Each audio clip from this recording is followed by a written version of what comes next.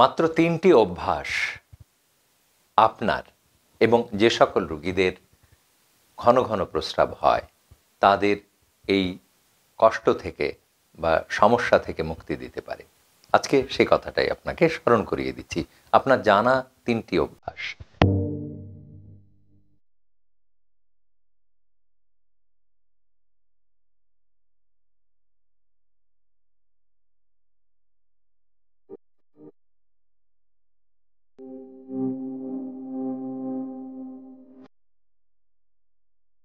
Advance centre of kidney and urology আপুর YouTube channel হাসপাতালে আপনাদেরকে স্বাগত।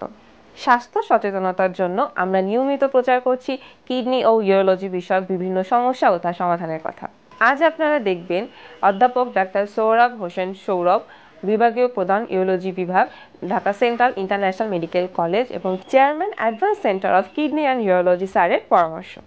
মাত্র ৩টি অভ্যাস আপনার এবং যে সকল রোগীদের ঘন ঘন প্রস্রাব হয় তাদের এই কষ্ট থেকে বা সমস্যা থেকে মুক্তি দিতে পারে। আজকে সেই কথাটাই আপনাকে স্মরণ করিয়ে দিচ্ছি। আপনার জানা ৩টি অভ্যাস। প্রথম অভ্যাসটি হলো চা, কফি, কোল্ড ড্রিঙ্কস, ধূমপান সম্পূর্ণ নিষিদ্ধ করে দিন। এই কয়েকটা জিনিস আপনার তেমন কোনো কাজে লাগে না, উপকারও হয় না, বরং ক্ষতির দিকে নিয়ে যায়। আবারও রিপিট করছি, চা, কফি, কোল্ড ড্রিঙ্কস এবং ধূমপান বাদ দিয়ে দিন। সেই সাথে সাথে পরিমিতি বোধ নিয়ে আসুন পানি পানের অভ্যাসে। পানি যতটুকুন আপনার প্রয়োজন কেবলমাত্র ততটুকুনি খান। কিছুতেই ভুল বিশ্বাসটি মনের মধ্যে আনবেন না যে বেশি পানি খেলেই কিডনি ভালো থাকবে বা সুস্থ থাকা যাবে। আমার কাছে এমন রোগী আসে যে 10 লিটার পর্যন্ত পানি খাওয়ার অভ্যাস তৈরি করেছে। সকালে ঘুম থেকে উঠেই তারা 1 থেকে 1.5 লিটার পানি পান করে এবং কমপ্লেইন বা অভিযোগ নিয়ে আসে যে আমার এত ঘন ঘন প্রস্রাব হয় কেন। তো বলেন তো, কেউ যদি সকালে উঠেই 1.5 লিটার বা 1 লিটার পানি একসাথে পানি পান করেন, তাহলে তো তাকে বারবার ওয়াশরুমে যেতেই হবে, প্রস্রাব করতে যেতে হবে, তাই না?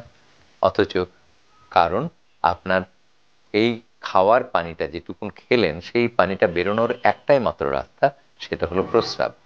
কারণ আপনি দৌড়াচ্ছেন না, এক্সারসাইজ বা ব্যায়ামও করছেন না, আপনি তেমন ঘাম ঝরানো কাজও করছেন না, রৌদ্রেও যাচ্ছেন না। সুতরাং শরীর দিয়ে ঘাম দিয়ে যে পানিটা বেরিয়ে যাবে খানিকটা, সেই সুযোগও নেই। সুতরাং মনে রাখতে হবে এর পরের অংশটি হলো ব্যায়াম। তাহলে পানিতে পরিমিতি বোধ, কতখানি পানি পান করবেন সেটা আপনার সৃষ্টিকর্তা আপনাকে এক ধরনের থার্স্ট বা তৃষ্ণার অনুভূতি দিয়ে দিয়েছে। যতখানি আপনি তৃষ্ণা পাবেন ততখানি। কারণ আমি যতটুকুন দরকার, আমার জন্য যতটুকুন দরকার ততখানি আপনার জন্য নাও দরকার হতে পারে। একজন রিক্সাওয়ালার বেশি দরকার, আমি যারা আমার মতো যারা ঘরের মধ্যে কাজ করছেন তাদের কম দরকার। তো সাধারণত আমরা যারা ঘরের মধ্যে থাকেন তাদের জন্য 1.5 থেকে 2 লিটার, বিশেষ করে যখন ঘন ঘন পানি প্রস্রাব ত্যাগ করে কেউ, তাকে আমরা পরিমিতি বোধ আনতে পারি এবং কিছুতেই একযোগে মানে একসাথে 2 গ্লাস 3 গ্লাস পানি নয়, একসাথে 1 গ্লাসেরও কম পানি পান করা। তারপরে আসছে যে ঘুমানোর আগে আর ঘুম থেকে জেগে 2 সময় একদম সাথে সাথে পানি না খাওয়া। আবার পানি খাওয়ার অনেক বিড়ম্বনা আছে। অনেকে মনে করেন যে ভাত খাওয়ার সময় পানি খাওয়া যাবে না, আগেই পানি খেয়ে নিতে হবে। এইগুলি নয়, আপনার পিপাসা লাগলে পানি খাবেন, কিন্তু সেটার পরিমিতি ঠিক রেখে। এরপরে আসছে যে কেগাল এক্সারসাইজ, এক ধরনের ব্যায়াম। আপনারা সেটা ছবিতে দেখে নেবেন, দেখে প্র্যাকটিস করবেন। কারণ তলপেটের মাংসপেশিগুলির ব্যায়াম করা অত্যন্ত জরুরি যাদের ঘন ঘন প্রস্রাব ত্যাগ করার অভ্যাস আছে অথবা যাদের প্রস্রাব কাপড়ে পড়ে যায়। কেগাল এক্সারসাইজ তাদেরকে মুক্তি দেবে। তারপরে আপনার ঘন ঘন প্রস্রাব হচ্ছে, আপনি চেষ্টা করুন ব্লাডারের এক্সারসাইজ করতে। কিভাবে মূত্রথলির ব্যায়াম করানো যায়?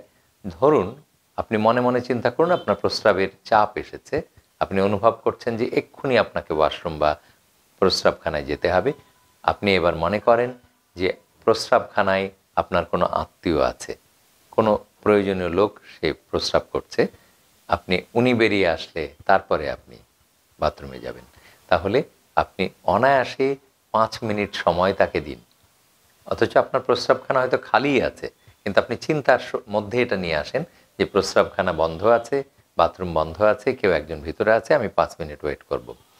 প্রত্যেক দিন এইভাবে 5 মিনিট করে বাড়িয়ে নিন। প্রথম সপ্তাহে প্রত্যেক দিন 5 মিনিট। দ্বিতীয় সপ্তাহে আপনি চিন্তা করতে থাকুন যে আমি 10 মিনিট বাড়াবো।